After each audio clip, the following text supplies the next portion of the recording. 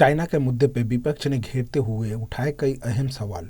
पवन खेरे ने कहा कि कम्युनिस्ट पार्टी ऑफ चाइना से भाजपा क्यों शिक्षा लेने जाती है। साथ ही उन्होंने कहा डोंगफेंग कंपनी, जिस पर विश्व बैंक, यूरोप और पेंटागन के द्वारा पाबंदी लगाई गई है, उसके बावजूद भी उस कंपनी को स्मार्ट मीटर बनाने का कॉन्ट्रैक्ट दिया गया, वो भी कश्मीर जैसे बॉर्डर इलाके में एक ब्लैकलिस्टेड कंपनी को स्मार्ट मीटर बनाने का कॉन्ट्रैक्ट क्यों दिया गया। दरअसल स्मार्ट मीटर के जरिए यूजर का डेटा कंपनी के पास जाता है। तो पवन खेरा ने सवाल उठाया कि डोंगफेंग के माध्यम से कश्मीर की जनता का डेटा चीन के हाथों में क्यों दिया जा रहा है।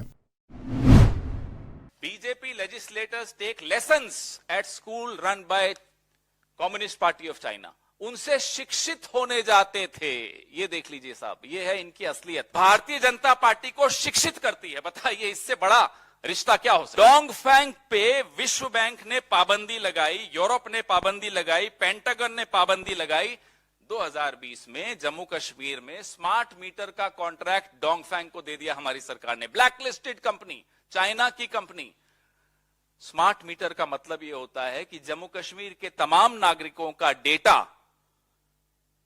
डोंगफेंग यानी कि चाइना के हाथ में आपने सुपुर्द कर दिया। Border state Jammu Kashmir, Dongfeng से आपके क्या रिश्ते हैं, हम ये जानना चाहते हैं। क्या मजबूरी थी? विश्व बैंक ने पाबंदी लगाई, ब्लैकलिस्ट किया अमेरिका ने, ब्लैकलिस्ट किया यूरोप ने, और डोंगफेंग को एक महत्वपूर्ण बॉर्डर स्टेट का स्मार्ट मीटर का ठेका, माफ कीजिएगा, मोदी जी ने दिया। क्यों दिया? चलिए आइए गुजरात, धौलेरा में चलते हैं, आपको ले चलते हैं। धौलेरा में 43,000 करोड़ के एमओयूज चीन की कंपनीज के साथ किसने साइन किए? कोई कारण रहा होगा कि चीन का जो सरकारी अखबार है ग्लोबल टाइम्स, वो लिखता है कि मोदी जी हार नहीं जाए कहीं गुजरात। अगर मोदी जी गुजरात हार जाएंगे तो चीन को बड़ा नुकसान होगा। क्या नुकसान होगा चीन को, हम भी ये जानना चाहते हैं। Share it technology, share IT या शेयर इट, जो भी कहना चाहें, इसी कंपनी पर पाबंदी लगाई कि यह देश की संप्रभुता के लिए खतरा है। यही कंपनी भारतीय जनता पार्टी के चुनाव में पार्टनर बनकर भारत के चुनाव पर प्रभाव डालती है। उन्होंने कहा कि 19 जून 2020 का वो काला दिन था जब मोदी सरकार ने क्लीन चिट दे दिया था। तभी दुश्मन को ये समझ आ गया था कि मोदी जी की तारीफ कर दो तो वो आपके लिए हर कुछ करेंगे, जो कि डिप्लोमेसी के लिए बहुत ही गलत है। मोदी जी चीन को जवाब देने की जगह विपक्ष को जवाब देती हैं। चीन का मुकाबला करने की जगह विपक्ष का मुकाबला करते हैं। यही डिप्लोमेटिक की विफलता का कारण है। जो काला दिन था हमारी देश की सुरक्षा के लिए, वो 19 जून 2020 था, जब क्लीन चिट प्रधानमंत्री दे रहे थे।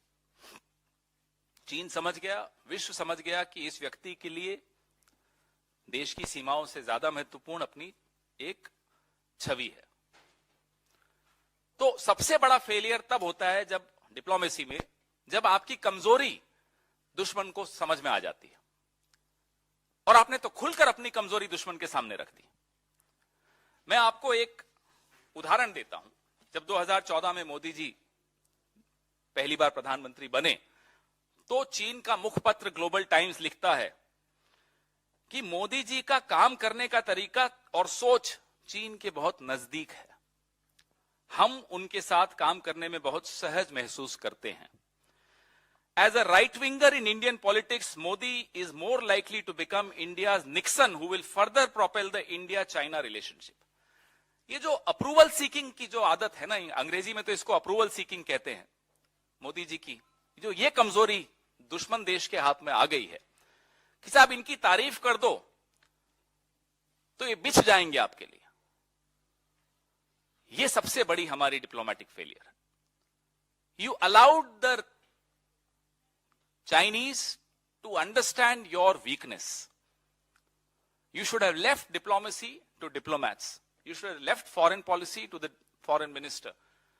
अब तो इनके यहां तो यही नहीं समझ में आता कि साहब फॉरेन पॉलिसी चला कौन रहा है। दोवल जी चला रहे हैं, जयशंकर जी चला रहे हैं, या कोई और चला रहा है। तो हम अकाउंटेबिलिटी भी किस पर फिक्स करेंगे, सवाल भी किससे उठाएंगे।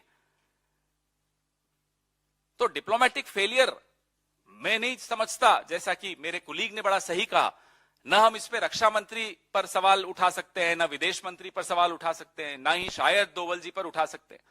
प्रधानमंत्री सीधे सीधे जिम्मेदार हैं, क्योंकि वो क्लीन चिट उन्होंने दी थी। और जब पेंटागन ने वो 101 मकानों के गांव की बात बताई कि अरुणाचल प्रदेश में अपर संजागिरी डिस्ट्रिक्ट में झील के किनारे पे एक गांव बसा दिया है, और हमने जब सवाल यहीं इसी मंच से उठाया तो हमें कहा गया कि अरे साहब, ये तो नेहरू जी के वक्त से विवादित है। विवादित होना अलग बात होती है, विवादित पे कब्जा हो जाना अलग बात होती है। विवादित था, 1959 से विवादित था, इसमें कोई शक की बात नहीं है।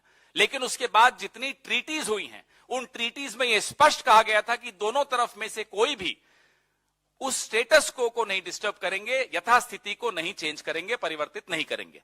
चीन ने ना केवल यथास्थिति को परिवर्तित किया, वहां आकर एक गांव बसा दिया।